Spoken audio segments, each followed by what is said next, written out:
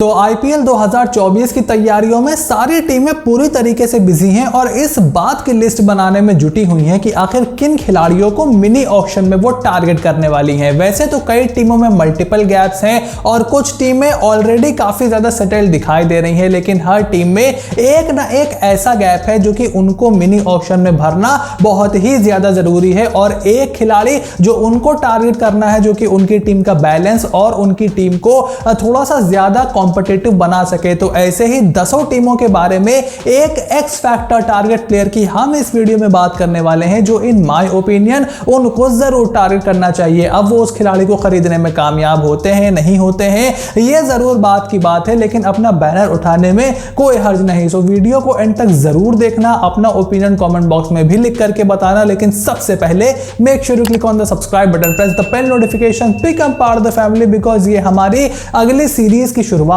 हो रही है मिनी ऑक्शन से पहले। और अभी पूरी प्रेडिक्शन सीरीज, बहुत सारे खिलाड़ियों का एनालिसिस और ढेर सारा यहां पर मैंने आप लोगों के लिए कंटेंट तैयार करके रखा हुआ है। So you have to stay tuned and now let's begin with the video. तो सबसे पहले अगर इस मिनी ऑक्शन में सबसे ज्यादा बजट लेकर के उतरने वाली टीम गुजरात टाइटंस के बारे में बात करें तो हमने ऑलरेडी वीडियो बना रखी है कि इस टीम में बहुत ज्यादा खिलाड़ियों की जरूरत नहीं है, महज 2 ओवरसीज स्लॉट इनके पास खाली पड़े हुए हैं और सबसे ज्यादा बजट इनके पास पड़ा हुआ है। ऐसे में मेरे हिसाब से जो एक स्लॉट पर खिलाड़ी इनको चाहिए वो है इनका ओवरसीज विकेट कीपर, क्योंकि रिद्धिमान साहा की अब एज होती जा रही है। केएस भरत और उर्विल पटेल को ये ऑलरेडी रिलीज कर चुके हैं। सो इन माय हम्बल ओपिनियन ये जॉश इंग्लिश और फिन एलन दोनों की तरफ देख सकते हैं। मैं जानता हूं कि एक प्लेयर की बात हमने की थी, बट पैसे इनके पास देखो बहुत ज्यादा है। ये जिस भी खिलाड़ी के ऊपर बैनर खड़ा कर देंगे, जहां भी अपना हाथ रख देंगे, वो प्लेयर इनका हो जाएगा। लेकिन एक ओवरसीज विकेट कीपर अगर ये लेते हैं तो वो इनकी टीम के बैलेंस के लिए भी अच्छा होगा। जॉश इंग्लिश की तरफ मैं थोड़ा सा ज्यादा इंक्लाइन हूं, बिकॉज आप उनको मिडिल ऑर्डर में भी खिला सकते हो, टॉप ऑर्डर में भी ट्राई कर सकते हो, और अगर आप एक ताबड़तोड़ ओपनर ढूंढ रहे हो तो फिन एलन की तरफ भी ये देख सकते हैं। लेकिन केएस भरत हो गए, उर्विल पटेल हो गए, इनको रिलीज करने, और मैथ्यू वेड जो कि एजेड हो रहे हैं, same is the case with Wriddhiman Saha as well. तो ऐसे में एक विकेट कीपर अगर ये लेते हैं तो इनकी टीम पूरी तरीके से बैलेंस्ड हो जाएगी। वहीं हैरी ब्रुक को रिलीज करने के बाद सनराइजर्स हैदराबाद के पास भी 34 करोड़ रुपए बचे हुए हैं और इनकी भी सेटल्ड काफी ज्यादा स्क्वाड यहां पर नजर आ रही है। ऐसे में एक स्लॉट जिस पर इनको इस समय खिलाड़ी की जरूरत है वो है एक ओवरसीज लेग स्पिनर, अगर ये अपनी टीम में शामिल कर पाए टू रिप्लेस आदिल राशिद, और इसके लिए वनिंदु हसारंगा मेरे हिसाब से इनके लिए सबसे बेस्ट ऑप्शन रहेंगे। वहां पर ये येंसन और हसारंगा को रोटेट कर सकते हैं एज अ बॉलिंग ऑलराउंडर। अगर आपको लगे कि थोड़ी सी कंड्यूसिव है कंडीशंस स्पिनर्स के लिए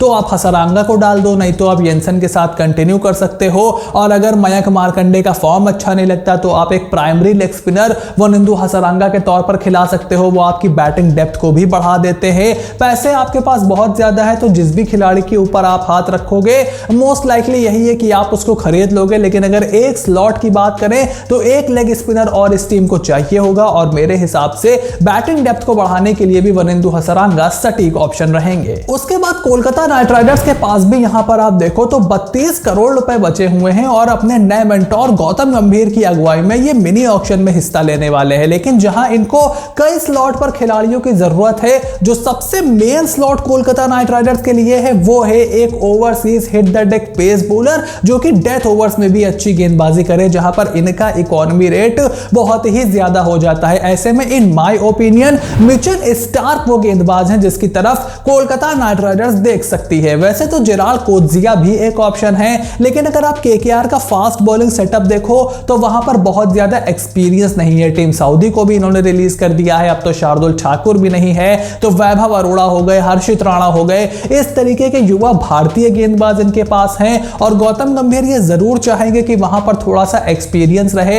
हालांकि मैंने कई वीडियोस में बोला है कि मिचेल स्टार्क वो मिचेल स्टार्क अब नहीं है जो हमारे दिमाग में घुसा हुआ है जब वो 7-8 साल पहले आईपीएल खेला करते थे, बट स्टिल एक लेफ्ट आर्म सीमर नए बॉल से मिडिल ओवर्स में डेथ ओवर में इस मिनी ऑक्शन में आपको उनसे बेहतर शायद ही कोई ऑप्शन मिले। ऐसे में मेरे हिसाब से मिचेल स्टार्क वो खिलाड़ी हैं जो कि कोलकाता नाइट राइडर्स को जरूर टारगेट करना चाहिए। उसके बाद थाला महेंद्र सिंह धोनी की अगुवाई वाली चेन्नई सुपर किंग्स के पास भी बजट जो है वो बहुत ज्यादा बचा हुआ है और इनकी यूनिट भी काफी ज्यादा सेटल दिखाई दे रही गई है बहुत ज्यादा खिलाड़ियों को अपने कम से कम फर्स्ट चॉइस प्लेइंग 11 में चेंज करने की इनको तो बिल्कुल भी जरूरत नहीं है। लेकिन इनके लास्ट ईयर के favourite impact player Ambati Rayudu अब रिटायरमेंट ले चुके हैं और उनकी जगह पर मिडिल ऑर्डर में एक बल्लेबाज इनको चाहिए। तो मेरे हिसाब से शाहरुख खान वो खिलाड़ी हैं जिनको चेन्नई सुपर किंग्स टारगेट कर सकती है। And let me tell you कि ये उनको टारगेट जरूर करने वाले हैं बिकॉज तमिलनाडु के साथ एक लोकल कनेक्शन भी है।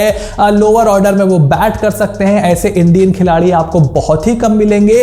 उसके साथ साथ 2022 के मेगा ऑक्शन में भी चेन्नई सुपर किंग्स ने उन पर बिड किया था लेकिन उनके पास बहुत ज्यादा अमाउंट बचा नहीं था तो वो एसआरके को नहीं ले पाए। But this season I am sure कि चेन्नई सुपर किंग्स उनको जरूर खरीद लेगी। उसके बाद पंजाब किंग्स है जहां सैम करन को रिलीज किए जाने की खबर बहुत ज्यादा शोर पकड़ रही थी लेकिन लास्ट मोमेंट पर उन्होंने शाहरुख खान को रिलीज करने का फैसला किया है और इस बात के भी कयास लगाए जा रहे हैं कि पंजाब किंग्स जो है वो उनको कम दाम में खरीदने की एक बार फिर से कोशिश कर सकती है। लेकिन पंजाब किंग्स का अगर आप सेटअप देखो तो इनकी जो फर्स्ट चॉइस प्लेइंग 11 है वो लमसम हमें क्लियर ही दिखाई देती है। शिखर हो गए, प्रभ सिमरन हो गए, जॉनी बेयरस्टो जब फिट होकर के आ जाएंगे, Liam Livingstone, Jitesh Sharma, Sam Curran, इनके जो सारे गेंदबाज हैं जैसे कागिसो रबाडा, अर्शदीप, राहुल चहर। तो एक ऐसा खिलाड़ी इनको चाहिए जो कि इनकी टीम का बैलेंस बना सके।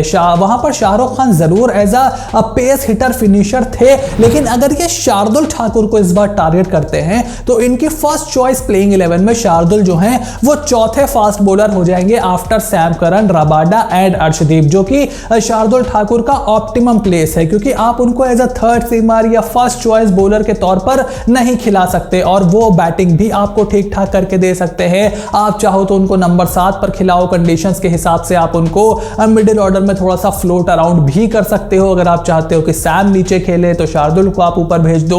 लियम को सेव करना चाहते हो, थोड़े सा कंडीशंस अगर फास्ट बॉलिंग को ज्यादा मदद कर रही है, आप चाह रहे हो कि थोड़ी स्विंग वगैरह कम हो जाए तब जाए तो वहां पर शार्दुल को आप काउंटर अटैक करने के लिए भेज सकते हो। वहां पर मोहाली में स्क्वायर बाउंड्रीज भी थोड़ी बड़ी हैं तो शार्दुल वहां पर अपनी बॉलिंग से भी कम से कम 2 ओवर तो वो आपको हर मैच में दे सकते हैं। तो इस टीम का बैलेंस बनाने के लिए शार्दुल ठाकुर एक बहुत ही सटीक ऑप्शन रहेंगे क्योंकि इनको उस तरीके के खिलाड़ी की जरूरत है और उसके साथ साथ इनके पास पैसा भी है शार्दुल ठाकुर को खरीदने के लिए। तो मेरे हिसाब से पीबीकेएस अगर शार्दुल ठाकुर को खरीदती है तो उनकी प्लेइंग 11 का बैलेंस एकदम दुरुस्त हो जाएगा। उसके बाद दिल्ली कैपिटल्स के पास भी ठीक ठाक अमाउंट बचा हुआ है, तकरीबन 28 करोड़ के आसपास का, लेकिन इनको खिलाड़ी भी बहुत ज्यादा अपने स्क्वाड में चाहिए बिकॉज इन्होंने किलो के हिसाब से खिलाड़ियों को रिलीज किया है। लेकिन वो एक स्लॉट जो कि मेरे हिसाब से दिल्ली कैपिटल्स के लिए बहुत ही की फैक्टर होने वाला है वो है उनका मिडिल ऑर्डर, जो कि रोहमन पावेल के जाने के बाद पूरी तरीके से खाली हो गया है और जब ऋषभ पंत की फिटनेस के ऊपर भी आपको बहुत ज्यादा भरोसा नहीं है तो मेरे हिसाब से डैरेल मिचेल जैसा एक इनफॉर्म खिलाड़ी इनके लिए बहुत ही कारगर साबित हो सकता है। देखो रोहमन पावेल की तरह अगर आपको किसी मैच में जरूरत पड़ती है तो वो थोड़ी बहुत गेंदबाजी भी आपको करके देते हैं और मिडिल ऑर्डर में अक्रॉस इंडिया उन्होंने अच्छी बल्लेबाजी की, हर कंडीशन के हिसाब से खेल सकते हैं। अगर आपको थोड़ा सा कंसोलिडेट करने का जरूरत है तो उसको वो वहां पर गेम को चलाना जानते हैं। अगर पावर हिटिंग की जरूरत है तो वो भी कर सकते हैं। नंबर 4 नंबर 5 पर आप उनको कहीं भी स्लॉट इन कर सकते हो। तो मिडिल ऑर्डर को थोड़ा सा बलवान बनाने के लिए दिल्ली कैपिटल्स डैरेल मिचेल की तरफ जरूर देख सकती है। उसके बाद रॉयल चैलेंजर्स बैंगलोर जो कि तकरीबन 24 करोड़ की रकम के साथ मिनी ऑक्शन में आ रहे हैं, इनके पास जब 40 करोड़ था तब इनकी स्ट्रेटेजी बहुत ही अलग होने वाली थी। लेकिन अब जब इन्होंने काफी ज्यादा पैसा कैमरन ग्रीन पर लुटा दिया है तो जो इनकी बॉलिंग है जहां पर इन्होंने बहुत सारे खिलाड़ियों को रिलीज किया है, चाहे आप बात करो हेजलवुड की, हर्षल की, हसरंगा की और ले देकर एक मोहम्मद सिराजी हैं जो कि इनकी फर्स्ट चॉइस प्लेइंग 11 में सीधे सीधे आते हैं। तो एक गेंदबाज जो कि मेरे हिसाब से आरसीबी को जरूर टारगेट करना चाहिए वो है जेराल्ड कोज्जिया। अब जैसे मैंने बताया कि जीटी के पास बहुत पर्स है, सीएसके के पास बहुत पर्स बचा हुआ है, तो आप क्या जेराल्ड कोज्जिया को अपनी टीम में ले पाओगे? आपको केकेआर से भी टक्कर मिल सकती है। स्टार को अगर आप लेने की कोशिश करो या फिर कोज्जिया को लेने की कोशिश करो तो things are looking very very tough for Royal Challengers Bangalore to get कोज्जिया। लेकिन हाँ, नंबर 8 पर अगर जेराल्ड कोज्जिया आ जाते हैं तो सिराज एक सीनियर बॉलर की भूमिका वहां पर निभाएंगे। कोज्जिया को आप एक ओवर पावर प्ले में डलवाओ, उसके बाद उनको पावर प्ले के बाहर लेकर के आओ और हिट द डेक बॉलिंग करवाओ मिडिल ओवर्स में और फिर डेथ ओवर में उन पर आपको भरोसा जताना होगा। आई नो कि उनका पहला आईपीएल है तो चिन्ना स्वामी में सीधे उतर के वो कितना परफॉर्म कर पाएंगे, लेकिन फिर ऑप्शन भी आपको मिनी ऑक्शन में क्या मिल रहा है? क्या आप म्यूचुअल स्टॉक को लेना चाहोगे।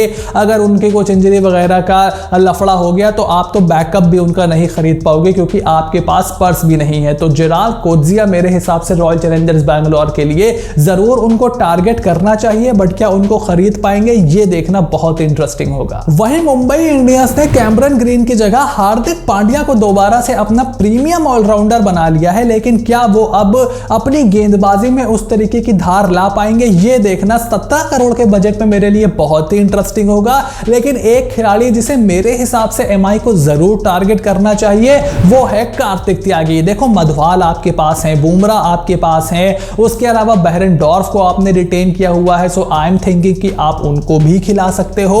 और साथ में अगर आप कार्तिक त्यागी को ले लेते हो तो त्यागी, बुमराह, मधवाल और बेहरेनडोर्फ आपका एक बहुत ही सटीक पेस अटैक हो जाएगा। ये कार्तिक के करियर के लिए बहुत ही जबरदस्त हो जाएगा because I believe he has huge potential. और अगर आप एक इंडियन यंगस्टर के साथ जाते हो तो अगर मधवाल का सीजन खराब हो गया, अगर बुमराह के कोई इंजरी वगैरह का इशू आ गया तो आप वहां पर खाली हाथ नहीं खड़े हो जाओगे अनलाइक लास्ट ईयर। और फिर वो आपको एक लग्जरी प्रोवाइड करते हैं अपने टॉप 6 में भी एक एक्स्ट्रा ओवरसीज बैटर खिलाने की। तो ये लग्जरी अगर मुंबई इंडियंस चाहती है तो कार्तिक त्यागी को उन्हें जरूर टारगेट करना चाहिए। वहीं मिनी ऑक्शन से पहले राजस्थान रॉयल्स ने एक बहुत ही बड़ा ट्रेड किया और 10 करोड़ की रकम में आवेश खान को उन्होंने अपनी टीम में ट्रेड करवा लिया, वो भी तब जब प्रसिद्ध कृष्णा और उसके साथ साथ कुलदीप सेन, ट्रेंट बोल्ट जैसे गेंदबाज ऑलरेडी उनके पास थे। और मिनी ऑक्शन में साकरिया, मावी, कार्तिक त्यागी ये सब भी आपको मिल रहे थे। तो इतना बड़ा ट्रेड पुल करने की क्या जरूरत थी, ये तो राजस्थान रॉयल्स के फैंस और उनकी मैनेजमेंट ही हमें नीचे कमेंट बॉक्स में बता सकती है। बट हाँ, नंबर 7 की जो एक जगह है वो बहुत ही ट्रिकी है राजस्थान रॉयल्स के लिए, क्योंकि देखो इंपैक्ट प्लेयर का रूल आने के बावजूद अगर आपको अश्विन को नंबर 7 पर खिलाना पड़ रहा है तो आपकी हालत लेट मी टेल यू कि बहुत ज्यादा खराब है बैटिंग डेप्थ के लिहाज से। पिछले साल इन्होंने होल्डर को ट्राई किया था, लेकिन आप अगर होल्डर को ट्राई करते हो तो फिर आपको बॉलिंग उस तरीके की नहीं मिलती। अगर आप एक प्योर बैटर की तरफ जाते हो तो इंपैक्ट प्लेयर का रूल आने के बाद रियान पराग आपके छठे बॉलर आते हैं। बताओ ये ऐसे कैसे काम चल पाएगा। तो आपको एक ऐसा खिलाड़ी चाहिए जो कि बैटिंग में नंबर 7 पर एज अ फिनिशर आपका काम करके दे और उसके साथ साथ आपको जो है वो गेंदबाजी भी करके दे। अनफॉर्चुनेटली आपके पास यहां पर बजट नहीं है, तो टारगेट तो आपको यहां पर पैट कमिंस को करना चाहिए क्योंकि उसके अलावा ऑक्शन में और कोई ऑप्शन बहुत अच्छा है नहीं। अगर आप एक्सपीरियंस बॉलर की तरफ देख रहे हो जो कि अच्छा फिनिशर भी हो, पैट कमिंस पहले आईपीएल में ये काम कर चुके हैं, तो अगर आप उनकी तरफ देख रहे हो तो बोल्ट, पैट कमिंस हो गए, उसके साथ आवेश खान, प्रसिद्ध कृष्णा, ये आपके 4 गेंदबाज, 4 सीमर हो गए। रविचंद्रन अश्विन नंबर 8 पर और उसके बाद यूजी चहल आपके 2 स्पिनर हो गए और फिर टॉप 6 आपके जो है प्रॉपर बैटर रहेंगे। बट क्या पैट कमिंस को आप खरीद पाओगे? आई रियली डाउटेड, क्योंकि आपके पास बजट नहीं है। तो उस केस में आप टॉम करन की तरफ देख सकते हो, दी 100 में उन्होंने बहुत अच्छी परफॉर्मेंस की है, अपनी बैटिंग बहुत इंप्रूव की है, उनकी तरफ आप देख सकते हो। या फिर आप अगर युवा खिलाड़ी चाहते हो तो एरन हार्डी की तरफ जा सकते हो। अगर आपको गेंदबाजी में बहुत ज्यादा इंटरेस्ट नहीं है तो फिर मैं क्या बताऊं, रोमन पॉवेल को अपनी टीम में ले लो। बट देखना बहुत ही इंटरेस्टिंग होगा कि यहां पर राजस्थान रॉयल्स क्या करती है, क्योंकि नंबर 7 का एक बहुत ही ट्रिकी उनके पास मसला फंसा हुआ है और उनके पास बजट भी ज्यादा नहीं है। वहीं अपनी नई मैनेजमेंट के साथ लखनऊ सुपर जायंट्स ने अपने चंक ऑफ प्लेयर्स को यहां पर रिटेन किया और उसके साथ एक बहुत ही अलग तरीके का ट्रेड इन्होंने पुल ऑफ किया था मिनी ऑक्शन से ठीक पहले, जहां पर आवेश खान के बदले इन्होंने देवदत्त पडिक्कल को लिया है। अब देवदत्त पडिक्कल का ये कैसे इस्तेमाल करना चाहते हैं ये देखना इंटरेस्टिंग होगा। लंबे समय से ये एक नंबर 3 स्टेबल नंबर 3 ढूंढ रहे हैं, तो लेफ्ट हैंडर, लखनऊ की कंडीशंस, देवदत्त पडिक्कल, उनके स्पिन की खेलने की काबिलियत पर अभी भी सवाल है। तो देखना बहुत ही इंटरेस्टिंग होगा कि वो कैसा परफॉर्म करते हैं। बट अभी तक ट्रेड की कोई खबर नहीं आई है, तो मेयर्स या डिकॉक के साथ K L open, Devdutt Padikkal number 3, उसके बाद Hooda, Nicholas, Krunal and Ayush Badoni and so आपकी प्लेइंग 11 चलेगी। तो मेरे हिसाब से चूंकि आपने आवेश खान को रिलीज कर दिया है, ट्रेड कर दिया है राइटली सो, तो आपने वहां पर एक अपना गेंदबाज कम किया है, तो आपको एक गेंदबाज की ही ना जरूरत पड़ेगी। तो मेरे हिसाब से हर्षल पटेल वो खिलाड़ी हैं जो कि लखनऊ सुपर जायंट्स में जा सकते हैं। देखो हर्षल एक ऐसे गेंदबाज हैं, अब मोहाली में पंजाब किंग्स उनका ज्यादा इस्तेमाल नहीं कर पाएगी। खरीदने को खरीद लो, लेकिन आप उनको बैटिंग वो उस लेवल की आपको देते नहीं है, आपको कॉन्फिडेंस भी नहीं रहता है। तो उनकी जो मेन स्किल है बॉलिंग, तो क्या बॉलिंग वहां पर काम आएगी? ऑलरेडी आपके पास बॉलर हैं। Same is the case with Kolkata Knight Riders as well. RCB से तो वो छुटकर आए ही हैं, बाकी टीमों के पास यहां पर ऑलरेडी ऑप्शंस हैं। दिल्ली कैपिटल्स में वो जा सकते हैं, हैदराबाद भी उनको ले सकती है, बट डीसी में तो चलो वो खेल सकते हैं, हमने ऑलरेडी डीसी की वीडियो में बात की है। बट लखनऊ उनके लिए सबसे सटीक जगह रहेगी along with Chennai super Kings. तो सीएसके में भी वो जा सकते हैं, बट अगर एलएसजी उनको टारगेट करती है और लेने में कामयाब हो जाती है तो एक अच्छा रिप्लेसमेंट होंगे आवेश खान का, और उसके साथ साथ वो थोड़ा बैटिंग से भी कंट्रीब्यूट कर सकते हैं। नंबर 8 पर आप उनको खिला सकते हो, तो बैटिंग डेप्थ भी आपकी वो बढ़ाते हैं, और लखनऊ की कंडीशन में सूटेबल बॉलर भी आपके लिए रहेंगे, और एक बॉलर जो आपने ट्रेड कर दिया है उसका आपको रिप्लेसमेंट भी मिल जाएगा। तो ये थे आईपीएल 2024 की 10 टीमों के लिए एक एक्स फैक्टर टारगेट प्लेयर, जो कि मेरे हिसाब से इन टीमों को जरूर टारगेट करना चाहिए। अब कितनी टीमें इन खिलाड़ियों को लेने में कामयाब हो जाती हैं और कौन अपने बजट के चक्कर में या ऑक्शन डायनामिक के चक्कर में चूक जाता है, यही डिसाइड करेगा कि आईपीएल 2024 में कौन सी टीम कितनी ज्यादा स्ट्रांग है। तो अगर आप इस लिस्ट से एग्री करते हो then shoot it in the comment section down below, और उसके अलावा और किन खिलाड़ियों को टारगेट कर सकते हैं सब कुछ बताओ। I am all years. लेकिन उससे पहले मेरा एक काम कर दो, सब्सक्राइब का बटन दबा दो, नोटिफिकेशन की घंटी भी बजा लो, ताकि जैसे ही नई वीडियो फटाफट आए। आज तो एक दिन में 2-2 3-3 वीडियो हो रही हैं। अब तो शॉर्ट्स पर भी हम बहुत ज्यादा ध्यान दे रहे हैं, इंस्टाग्राम पर भी हम बहुत ज्यादा एक्टिव हैं, and trust me you don't want to miss any of that. So stay tuned and I will see you soon in the next video.